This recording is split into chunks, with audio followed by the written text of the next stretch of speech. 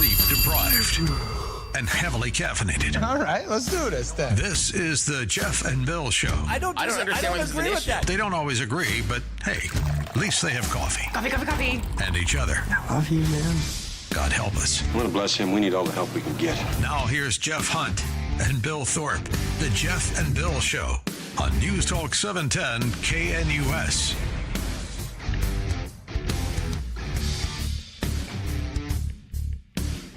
That's 9 a.m. in the Mile High City on this Monday, August 18th, 2025. Good morning, Denver, Colorado. You've tuned in to the Jeff and Bill Show. News Talk 710 KNUS. Zelensky, European leaders on their way to the White House right now. Are we closer than ever to achieving peace between Ukraine, Russia, NATO, Europe, United States, everybody involved in this? And is the goal to win the war?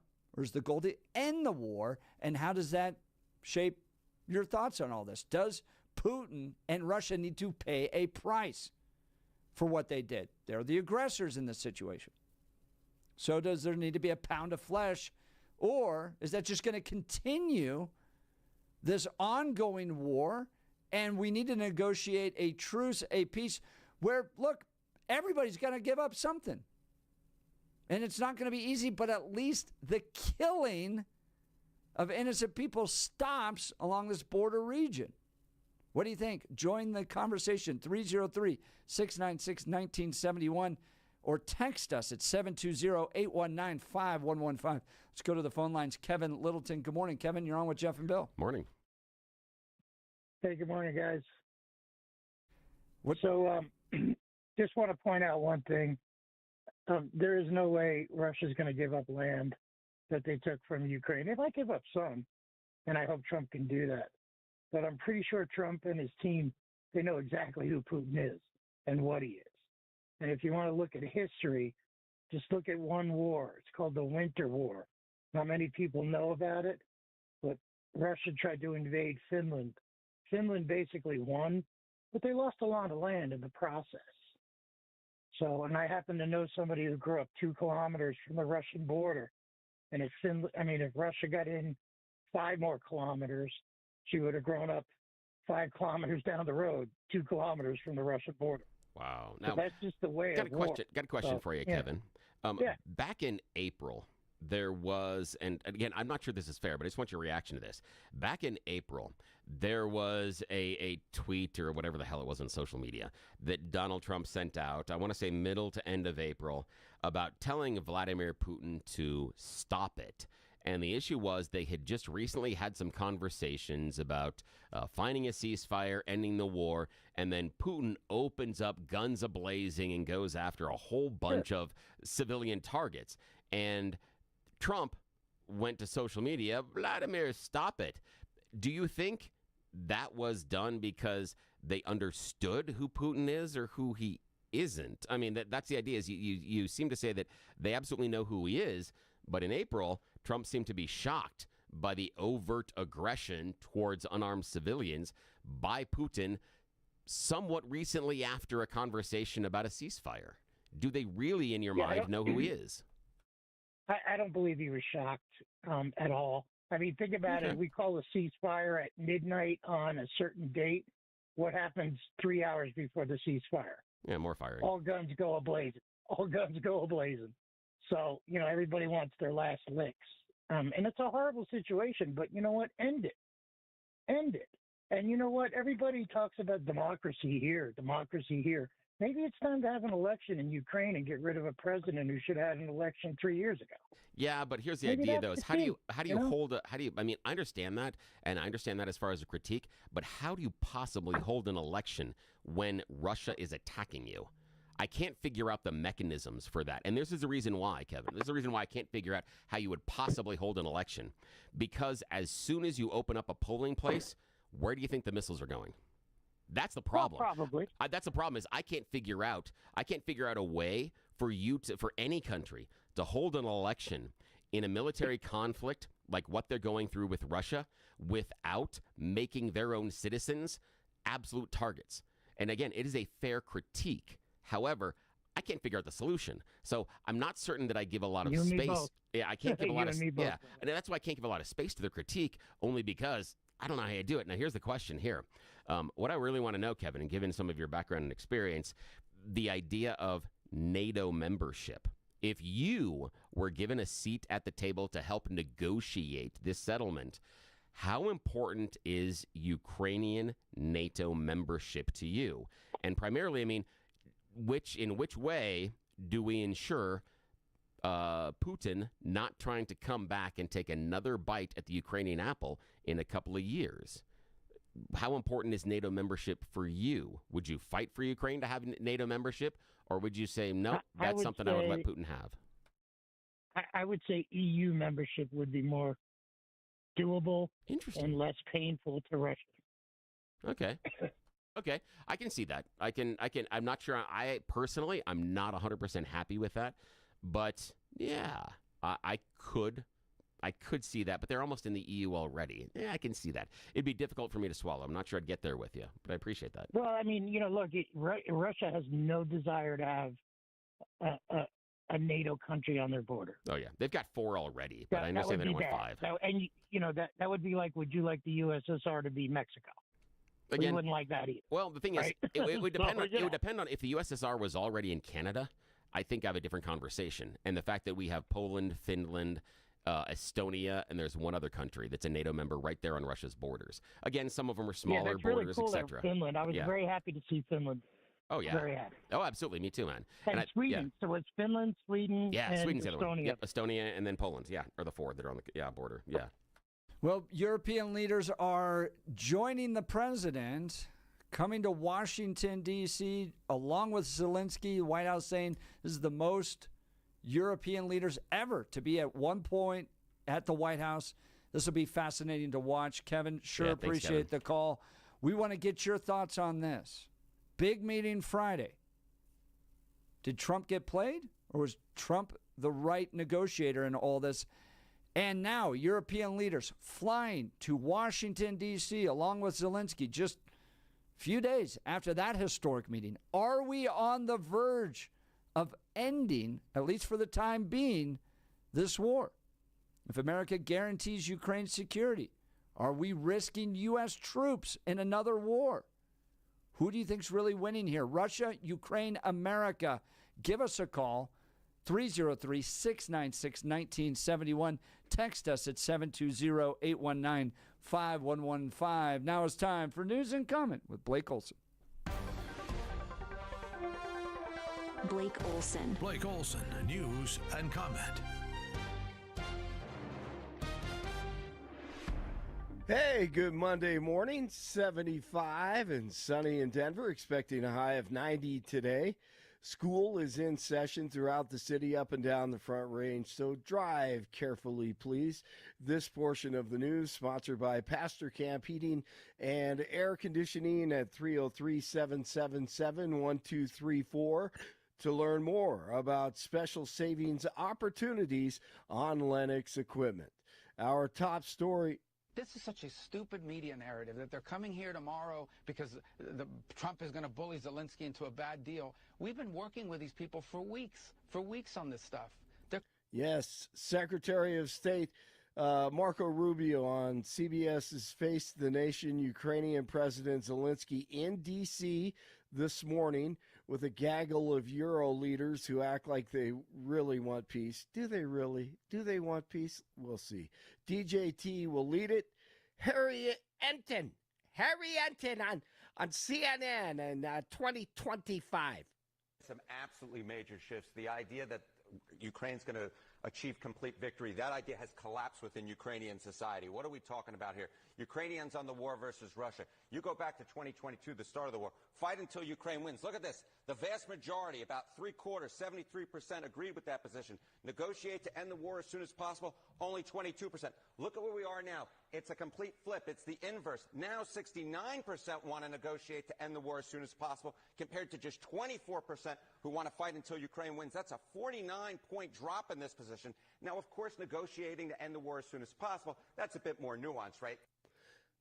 Stop the killing.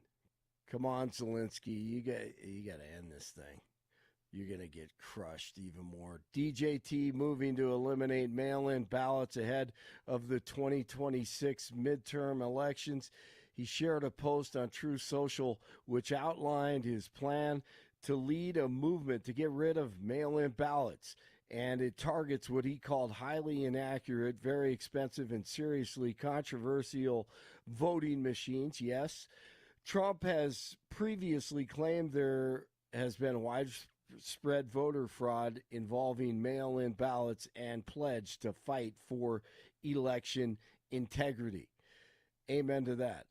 Some Republican-led states say they're stepping up to the plate and sending more National Guard troops to D.C., the governors of Ohio, South Carolina, and West Virginia.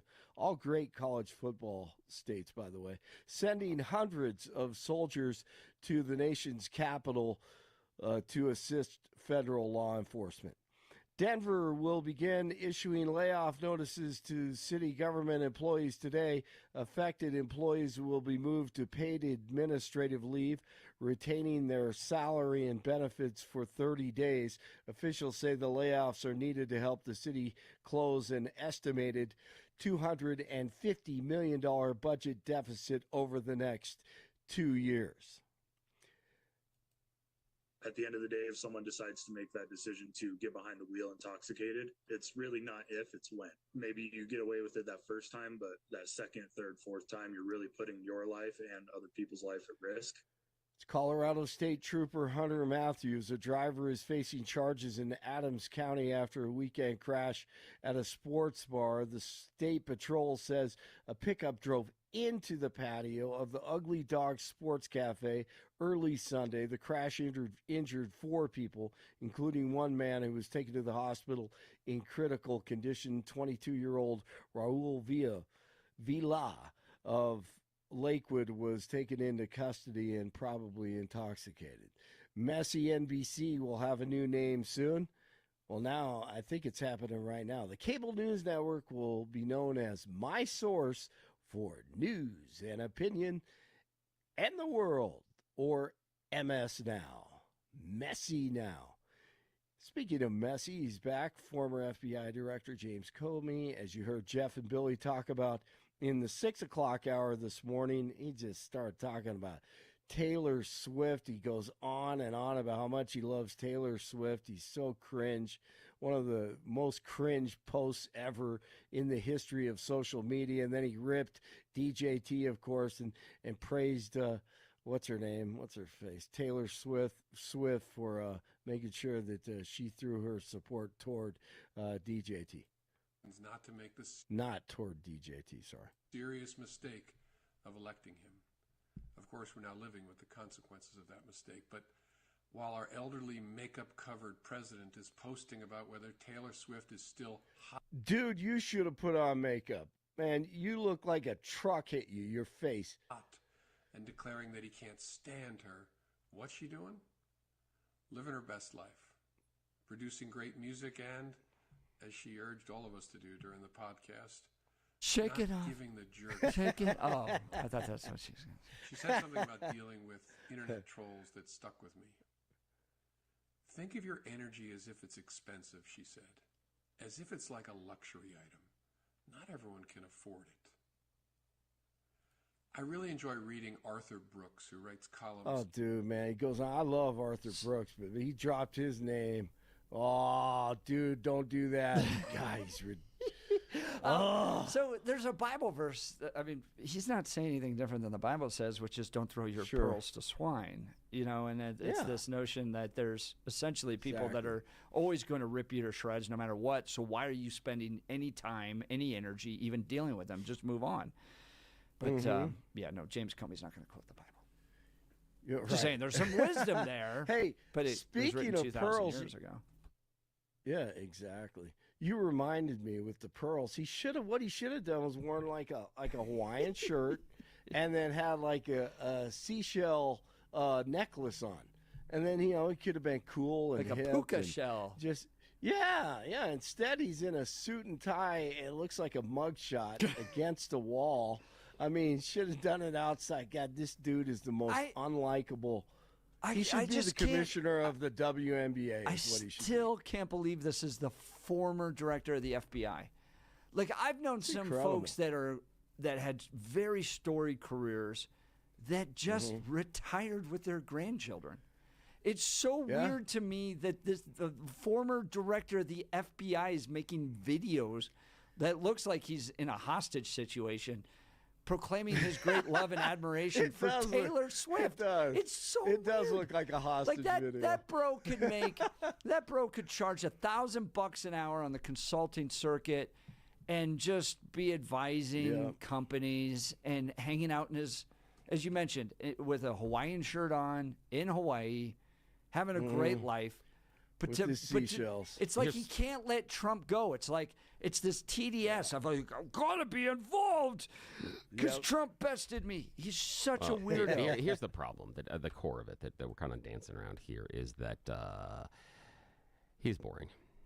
I mean, phenomenally. He so. is boring. That's the part for me is that absolutely. nobody in his social circle has come to him and said, that's a snooze fest. I understand what you're trying to say, but the way that he delivers it, the manner in which he unfolds it, the fact that he wanders all over the damn place, can't get back to what the theme of it is, and has almost zero creativity in how he presents it, you are wasting our time. I'm sorry, but someone that has a pet cockatoo that dances to the Backstreet Boys is more entertaining on Tickety Talks than that stupid thing. And again, I'm not talking about what he said.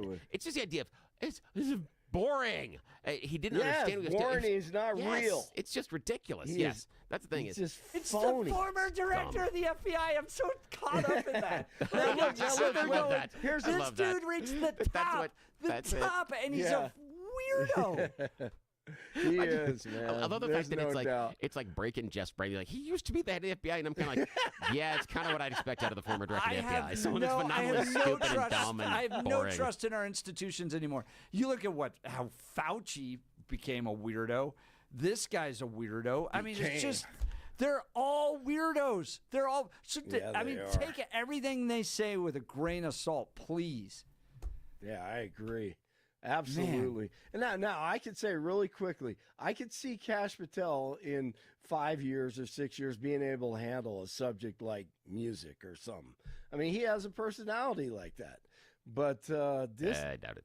Knob. Yeah. I knew Billy would disagree with me on that. All right. I do want to say this. Speaking of weirdos, okay, I'm just going to go here. Uh-oh. Now he has my attention. What Did you guys saw the South Park where they go raid the Dora the Explorer concert? Yes, that was funny. To go get him. Yes. And every moment, this may just confirm my my theory here, but every dull moment or every moment break in dialogue in that South Park episode, Christine Ohm's shooting a puppy. Yes. Every single one. Every single break, she's shooting a puppy. It's like 30 times during the episode, she's shooting a puppy. It's like at the end of every break of dialogue, she shoots a dog. Yeah, just over and over. Oh, God. Oh, my goodness. I tell you, that Dora the Explorer concert brought back some memories because I'm old enough to have taken my kids to those. I mean, we did the Dora the Explorer. We did the Wiggles, Bear in the Big Blue House. So, yeah, I can go OG the on Wiggles, this. Man. Dude, the Wiggles. Yeah, wow, I can do the big red car. I can get that. Yeah, I can go. Did I tell you I saw the Wiggles studio when I was in Australia? That'd be kind of cool, I ran actually. into it. I was covering the Broncos at the time. They were in Australia preseason game. We had to do some live shots and go in. And I walked by. I had no idea what it was. They're talking. And then when I have kids, and my kids loved the Wiggles when they were 2-3 years old. And I was like, oh my god, that's the studio. Wow, I've been there. They couldn't believe that. Oh, that's amazing. Yeah, that is so cool. Little fun stuff like that. Hey, Billy, if you want me to, in a couple weeks or whenever you want me to, I'll give you my top 20 songs for bump music. Ooh. If you want to go there. Let's talk about not this Friday, but next Friday. Let's do it. So not. No. Whenever. No, it's got to be. It has to be the next. Friday. See, the thing is, it has to be a Friday. So we got to do a Friday because a Friday we can kind of lean into it. We can, the rules are a little bit looser. Now, here's the idea. So this is just you and I talking because Jeff's involved in something right now, so he's not paying attention. If Jeff doesn't deliver his as publicly requested songs we started last week by later this week, he's then torturing me. Then he gave me homework. I know. I know. So if Jeff doesn't come through, then I'll lean on you, and we can give him another week. No. It's going to be either this Friday or next Friday. We are going to highlight. Yes, we're going to do Blake Olson's bumpers, and what's going to be important. What's going to be important, Blake, is when we do this, you are going to have to join us coming back from every break, and you have to talk about why and what's important about it, and talk to us about it. I think this is wonderful. This is a great idea. The idea of what music do we listen to and why. They're going to be things the audience is going to go, I love it. I can't believe that I listen to the same thing that Blake does, and some people go, oh, that sure confirms what I thought about Blake. He listened to that. Just like they did with me and Scott on Friday. Absolutely. But we have to keep it to 30 seconds or a minute because I don't want to bore you. Oh, so, no, I don't care. That's fine. And plus, I have work to do. I disagree. You have to understand what's important. Just within the next 5 years. I just want to do it. No, it's going to be either this Friday or next one, man. This Friday or next, we're going to have that. Yeah. No hurry. All right. See you guys. 74 in Parker, 73 in Thornton, and 75 in Denver. Jeff and Billy continue. Blake Olson, News Talk 710 KNUS. The Denver forecast this early Monday, a few passing clouds, temperatures around 65 by daybreak. For the rest of your Monday, plenty of sunshine with afternoon showers possible, highs near 95, lows in the lower 60s. Warm for the remainder of the week with high temperatures in the mid-90s. Weather brought to you by L&L Heating and Air Conditioning. For quick, trustworthy, and dependable service, call L&L Heating and Air Conditioning at 720-851-1691. Visit them online at bestdenverhvac.com. That's bestdenverhvac.com. You'll be comfortable with L&L. I'm day weather meteorologist Patrice Sutter in the 710 KNUS Weather Center.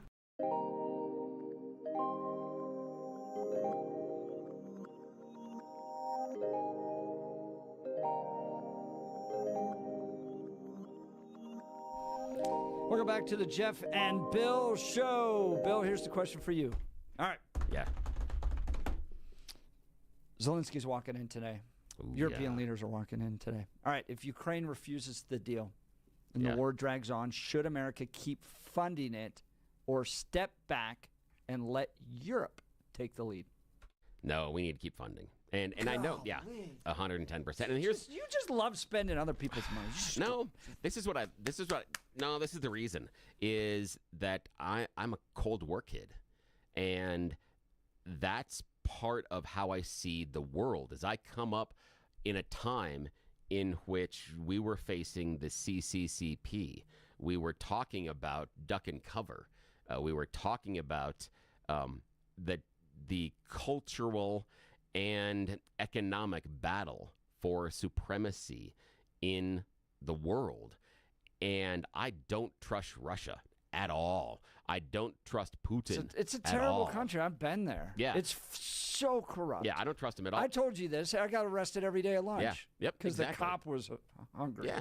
Absolutely. He heard me speaking English, and it was, problems with your passport. Yeah, problems. With your passport. And that's the problem is what I look at is so far, without sending any American troops there, we've been able to vastly degrade the Russian military. We've been able to crush their morale inside the military.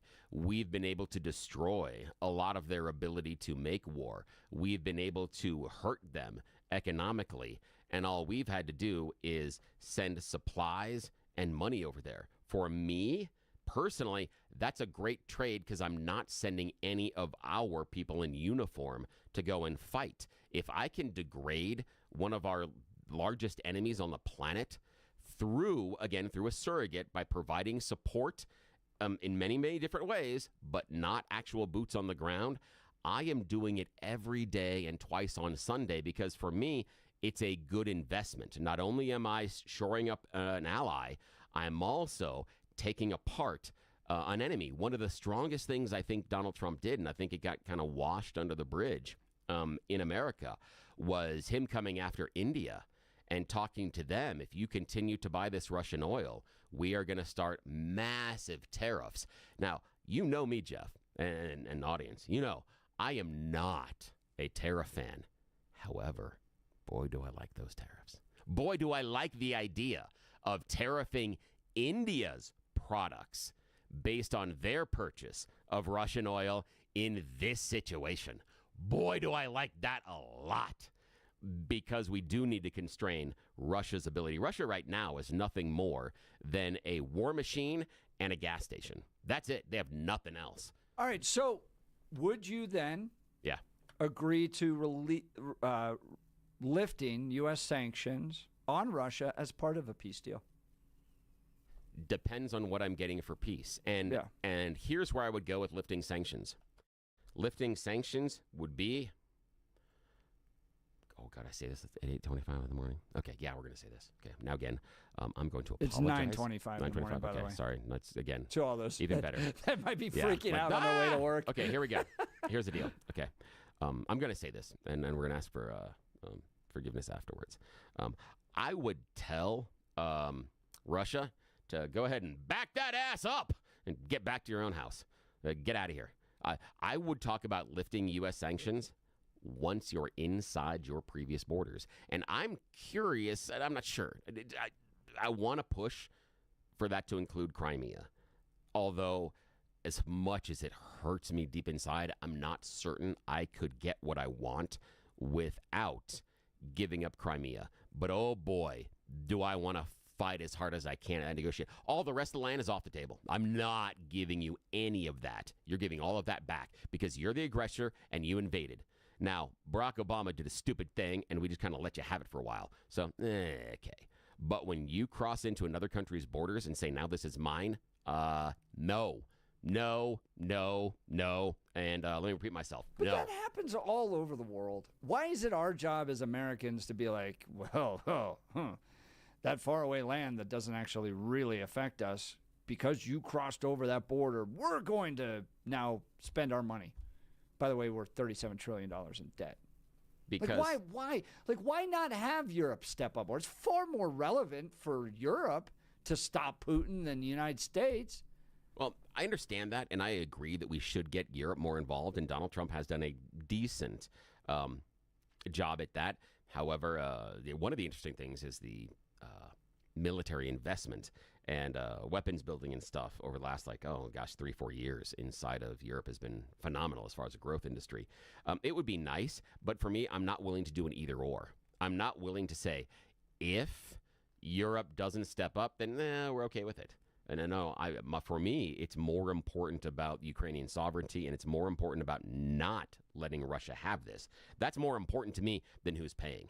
That's a whole lot more important to me than who's paying the check. I would love to have Europe come to the table and have much more responsibility, and I think that behind the scenes we can negotiate that. I wouldn't do it in public in front of Putin, but if that is the break point, that because Europe won't come in enough, that I'm going to give them land, no.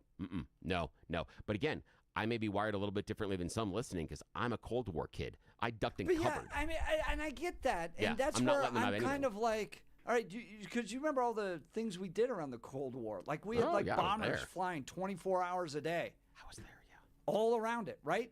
And eventually we just kind of won it. But did we win it? Because we're still fighting Putin now. So we're just going to continue this kind of 45-year effort where the Soviets are big bad and Russians are just a continuation of that. And we're just going to play these little war games where we fly planes around all the time and we Is the idea- threaten each other and we fight these proxy wars and the world shrugs and we just go. The train just continues to move down the track. But is the idea then that if Russia just says, we just want part of this country, we're like, well, okay, how much?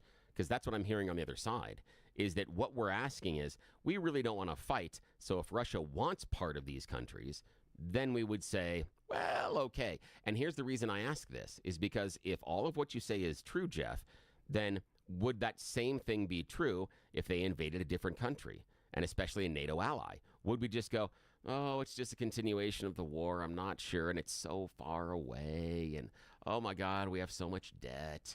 Oh boy, I don't know, maybe we should just let them have it. That's what I'm worried about, is that worldview seems that we can pick that up and we can cross-apply it to so many other countries. But so did the Cold War ever end?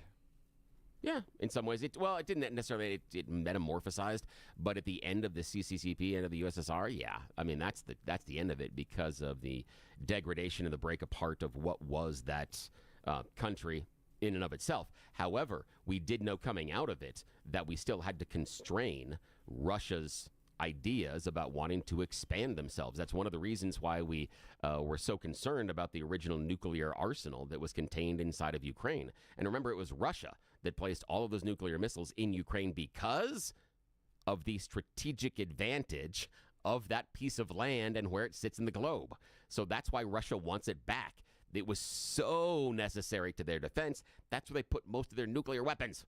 And now we're like, I don't see the point. No. Yeah, but it is Bill, strategically at the same necessary. time, you remember we have this thing called the Red Scare, and we're totally concerned about Soviet communism influence in our country, right? And like what I'm just fascinated by with is the breakdown in logic across all of it. So on one hand, we kind of mock the United States, and we're like, oh, you remember we had this thing called the Red Scare? And then Barack Obama gets up there and goes, Mitt Romney thinks Russia's a problem. What is this, 1980s again? And then lo and behold, one of the biggest problems we have right now is Russia wants to reconstitute the USSR. Our colleges are chock full of Marxist-Leninist professors that are pushing this upon all of our kids. So my question is, did the Cold War ever really go away? Seems like we're still continuing to fight all these issues. We have concerns about Soviet Marxist influence in our schools. They're reconstituting the USSR and invading Ukraine, and we can't trust Putin and all this. It seems like we're right back into the same battles we were fighting 45 years ago. Join the conversation. Would love to hear from you. 303-696-1971. Text us on the Dan Caplis Law text line, 720-819-5115. Look, if you're like me, you know that living in Colorado means dealing with unpredictable weather, hail, snow, heavy winds, you name it. We got it. We got hailed on up in the mountains, Bill, while we were camping out in August. I always find that funny. That's why you need a roofing company you can trust, because Colorado's weather is all over the place, and that's Colorado's Best Roofing.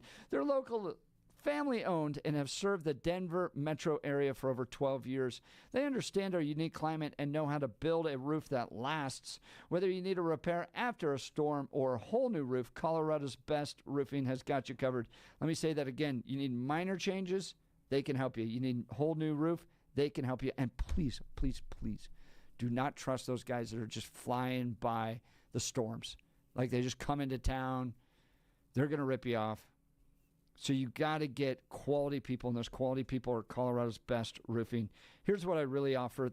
What I really love, they offer a free, no-obligation inspection. They'll come out, take a look, give you an honest assessment. No pressure, no gimmicks, just straight talk from the pros. Plus, they work with your insurance company to make sure you get the coverage you deserve. So don't wait until the next big storm hits. Give Colorado's Best Roofing a call today at 303-797-ROOF. That's 303-797-7663. Or visit them at roofingcolorado.com. Call 303-797-7663. Or go to roofingcolorado.com. Trust the best. Colorado's Best Roofing. You're listening to The Jeff and Bill Show. This is Denver's talk leader, News Talk 710, KNUS.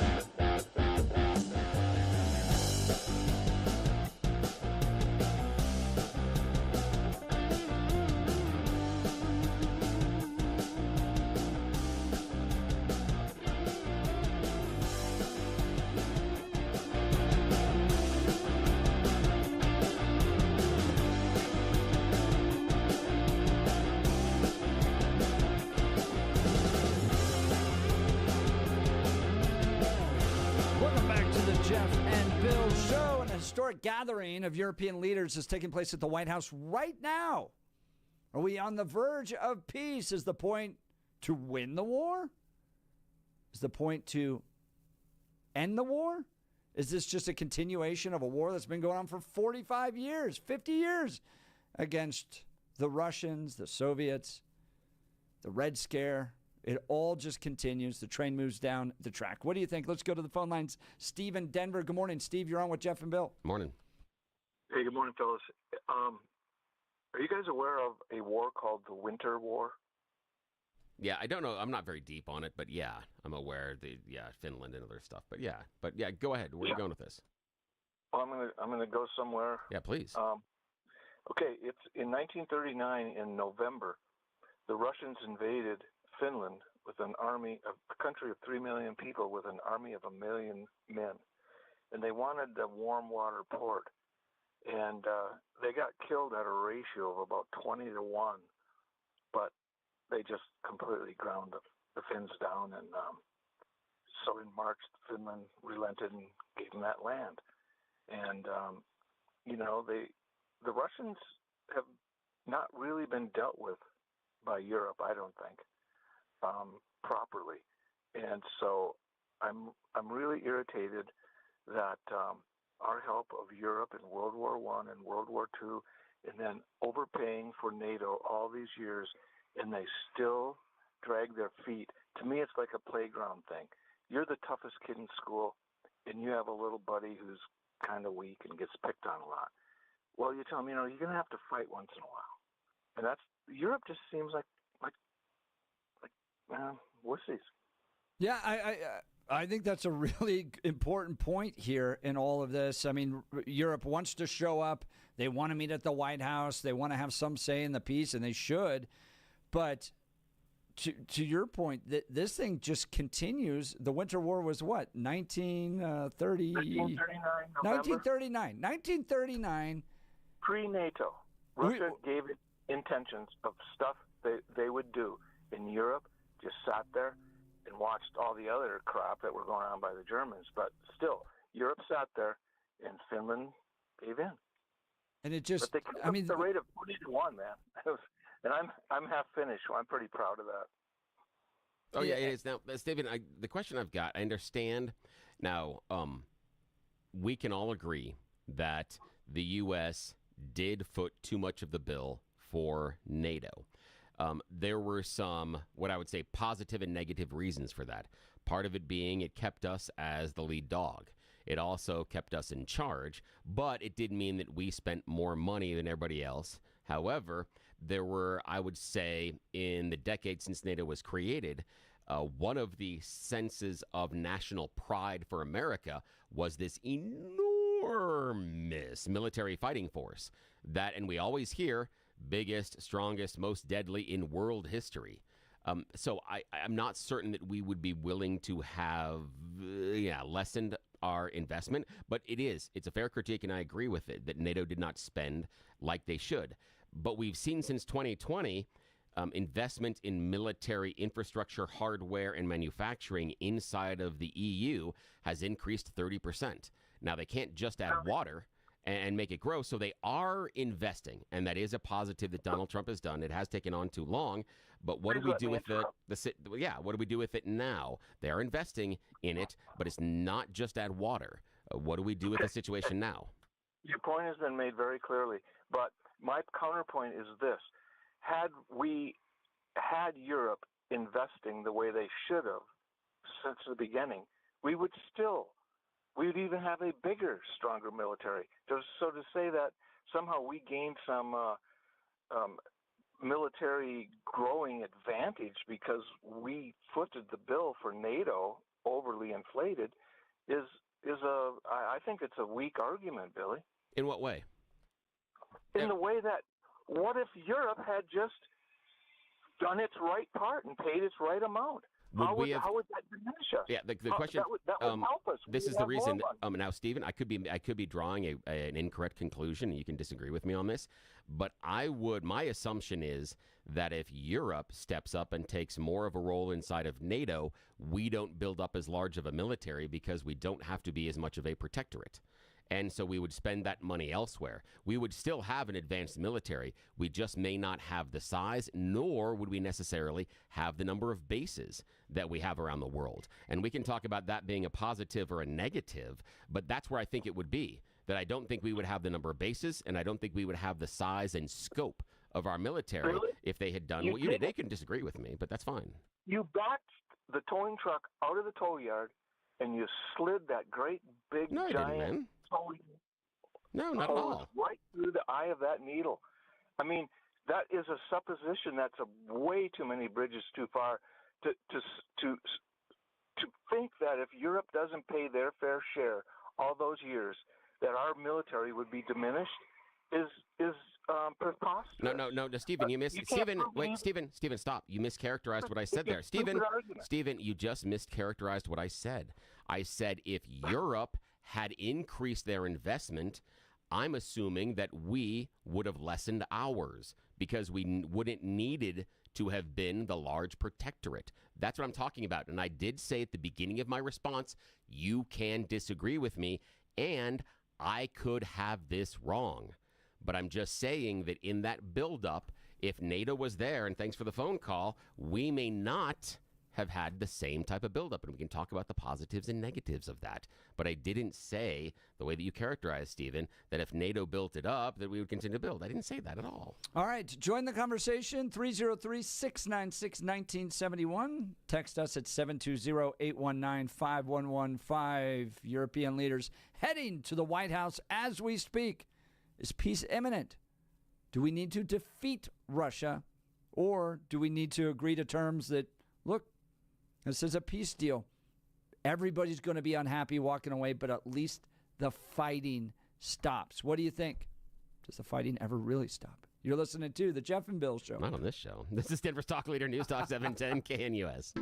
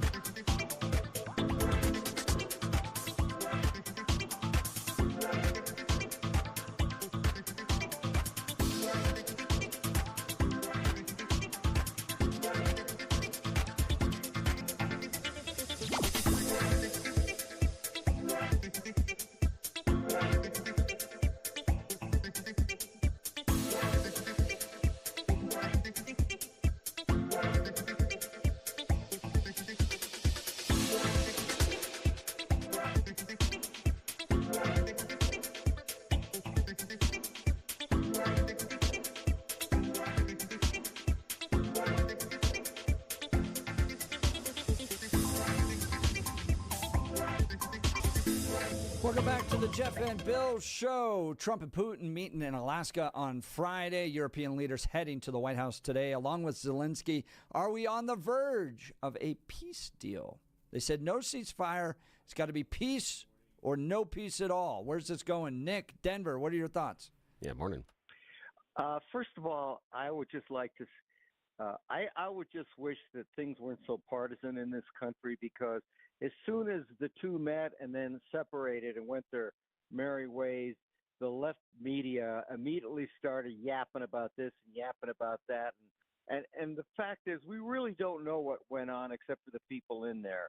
My guess is that Trump is not stupid, and he is going to extract whatever has to be extracted to come to a peace deal. Now, obviously, as you well know, people are going to walk away from this with a little bit of a bad taste in their mouth, because everybody's going to have to give up something.